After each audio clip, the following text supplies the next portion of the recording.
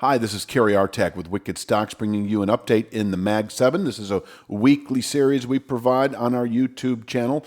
We kind of just speed through, if you will, the 7 or 8 stocks. In fact, we do cover Palantir at the end. A broad brushstroke analysis, typically your 3 to 5 week out to your 3 to 5 month time horizon. I did this for the week of Monday, December 1st, 2025. We begin with Microsoft, band of long-term resistance that we've tested several times since the July high. 547.02 to 572.91, your ceiling of resistance through 26, below which this market can fall to its channel bottom at 380.93. The timing of this, next to impossible. I'm just going to say by some point in 26. On the way down, we do have this horizontal channel bottom that we did close below a couple of weeks ago. Now, we did close back above it last week, but it was by a pretty narrow margin. I think you would agree, 490.64. We could easily open back below it on Monday. If we close below it, it remains a heavy market. As we continue into January trade, the next couple of months, we can fall into the mid-420s, upper 420s, full channel extension, 5/8 Fibonacci from April to July. This area able to contain quarterly lows. Upside, I'd be more comfortable with a show of strength, not only above 490.64, but also closing above last week's high. That is the pullback low high, so it has pivot point qualities. If we close above 492.63, it is go long into the 540s again within a couple of months. If we close below 490.64, it is stay out of a long position or play the short side into the mid 420s to upper 420s within a couple of months. On to Amazon. Amazon tested this channel structure. It goes back to August, about a 1-year channel structure. About a month ago, 254.52. Has to be considered, if you're a longer-term trader, the start of a wide range up to 272 even that may well contain buying on a quarterly basis. It's already contained it on a monthly basis. Sure, if we close above 254.52, we have a 3 to 5 week buy signal to 272 even, but it is this 3-year structure that could contain possibly buying pressures through 26. We've come off of this area nicely, and if we're to take a look at support for Amazon, these rising channel bottoms, 8-month structures coming off the April low between 213.49 and 21.58. This is your base of support, that above which, now that we've tested it, we can round back up into the 250s, 270s over the next 2 to 3 months. Now, I don't show them on both charts. I suppose I could do so pretty much right here. You can see how if we hold above this area, we can round up into the 250s, 270s quite easily over the next several months. A buy signal that is near term in scope right now would be closing this week above 238.49. That is the low of the high. That also correlates pretty well with this September high. This is a show of strength. If we close this week above 238.49, you can expect a retest of 254.52 within just another week, 2 or 3. And then this is once again a big range of resistance able to contain buying into later 26.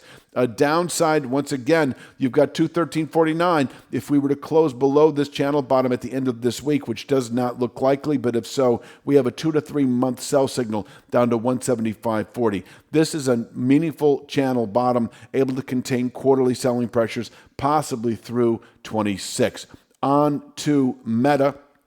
Meta has rallied back to this channel bottom. It closed below about a month and a half ago, now at 648.31, able to contain weekly buying pressures, and below which we can fall to 547.91 over the next 3 to 5 weeks, I think is realistic. Even if we do close this week above 648.31, we have 700.15, which is this newly formed channel top that can contain buying pressures on a monthly basis. We can fall away from here. So this is kind of a 1 to 2 week target above 648.13 I just showed, able to contain buying through January, and from here we can fall into the 547.91 area. So, as far as Meta is concerned, you're selling strength at 700, you're buying weakness at 547, changing weekly.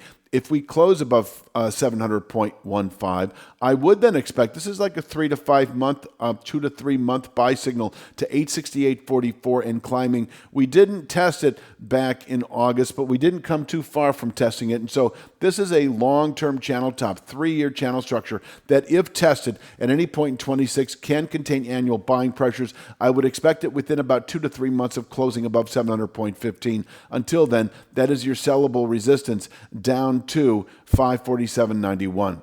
Let's move on to Google.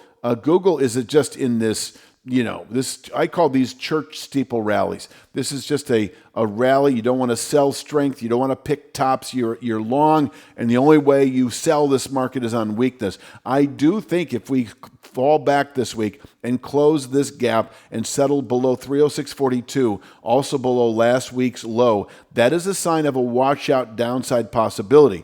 I think that is a sellable signal. If you want to wait for closing then below this channel bottom at 287.85, which will the following week be 295.13, that's not a bad idea. But let's say that you're long right now. I think you can trim some of that long position with a settlement this week below 306.42. I do think then, these church steeple rallies, they tend to give much of them back once the high is in and it's known to be in. And this classic sell signal back below 306.42 may just do the trick back into the 220s within a matter of just a couple of months. 227.40, meaningful support, able to contain selling into later 26. Let's move on to Apple. Now, Apple I cover every single week in a very detailed 10-minute video. It's part of our paid package at wickedstocks.com, our subscription, so you might want to check that out if you really want Apple analysis, where I cover the 3 to 5 day out to the 3 to 5 month, even a 3 to 5 year. Check out our wickedstocks.com channel, but our wickedstocks.com website. Long-term 5-year channel top 281.72. We came very close to testing this last week. This 281.72 able to contain buying into later 26, and below which we can fall back to channel support in the 190s by the end of 26, perhaps.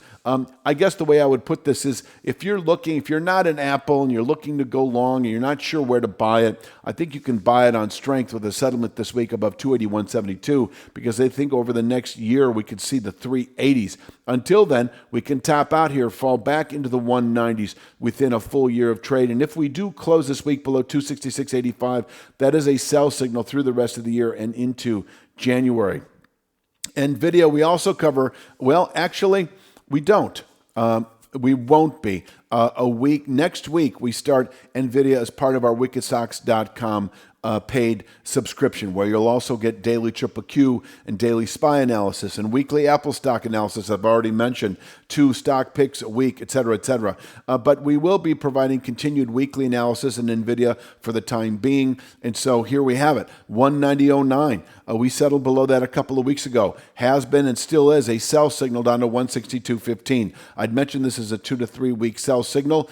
We are now in the 3rd week. We'll see if we reach 162.15 this week, but it remains an objective below 190.09. 162.15 is an 8-month channel bottom that may contain selling through Q1. And from here, we can round up into the significant 219, 228 area. These are wave counts I don't articulate here, but this is significant overhead resistance in reach within about 2 to 3 months of testing 162.15. If we do close this week below 162.15, then it's a sell signal down to 120.82.